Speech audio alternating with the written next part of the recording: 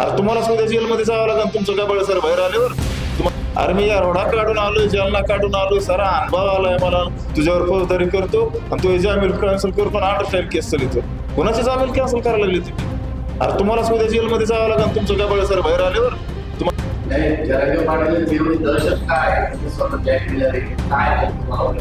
दहशत का?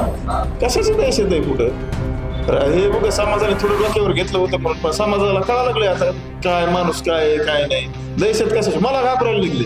अरे मी या रोडा काढून आलोय, जालना काढून आलोय, सारा अनुभव आलाय मला. तुझ्यावर फौजदारी करतो आणि तू जामीन कॅन्सल करतो आणि अंडरस्टँड केस चालितो. कोणाची जामीन कॅन्सल करायला लागली तुम्ही?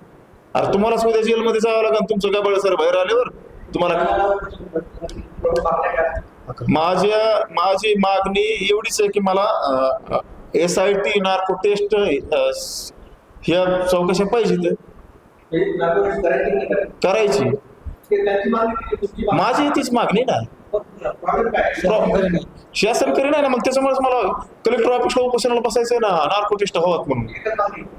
नार्को टेस्ट SIT दोन्ही बी.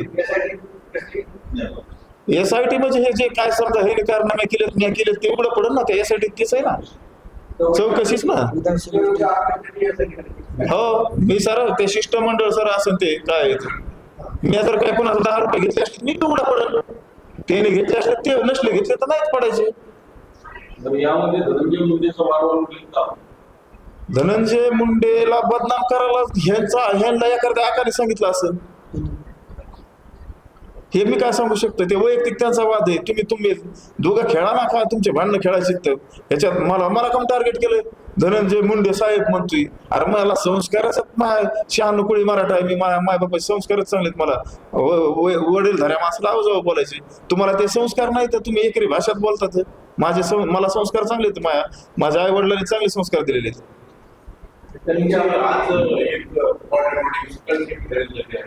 मांढरे सरपंच आहेत ते आणि ते होते की बोलत आहेत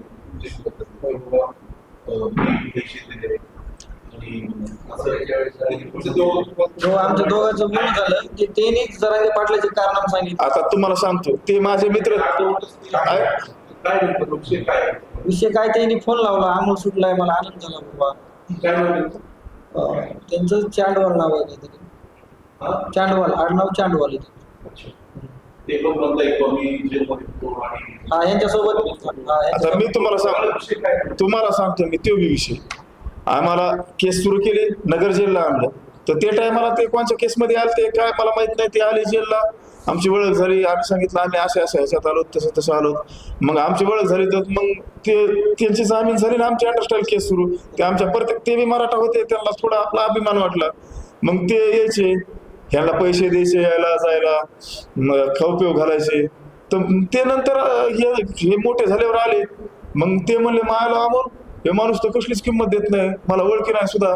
मी सांगितलं असं तसं. आणि ज्या टायमाला वांबोरीला चाललो म्हणले त्या टायमाला मला बोलायला सुद्धा एकदम माणूस एकदम एवढी ॲटिट्यूड आली. हे कमी दिवसात माणूस मोठे झालेले आहे का, ह्याला खाता येत नाही. आणि हे थोड्या दिवसात जिरून जाईल म्हणले. ते मला बोलले होते ह्याच्या अगोदर पण म्हणलं नाही जाऊ द्या, करते समाजासाठी असं तसं. पण एवढं आहे का माणसाला अंग फुगायला नाही पाहिजे. ओळखीचा माणूस असला तरी बी जसं काय ओळख नाही असं एककडे बघायचं. 80